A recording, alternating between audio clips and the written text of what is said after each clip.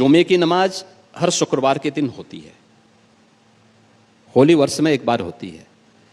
तो यही कहा गया कि भाई देखो, प्यार से समझाया गया। और मैं धन्यवाद दूंगा सभी उन लोगों को जिन लोगों ने बयान जारी कर दिया कि भाई देखो, पहले होली का आयोजन होने दो, 14 मार्च को होली है, 2 बजे तक होली खेलने दो, 2 बजे के बाद आप जुमे की नमाज पढ़ना।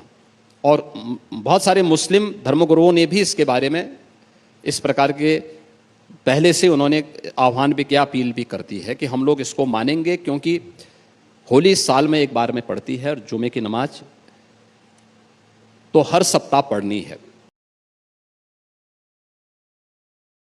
जहाजों में नमाजें छोड़ी जा रही हैं, बीमार हो गए नमाजें छोड़ी जा रही हैं, अब्बा की तबीयत चूंकि खराब है तो नमाज, भाई अल्लाह ने ऑप्शन नहीं रखा है नमाज छोड़ने का, पढ़नी पड़ेगी आपको।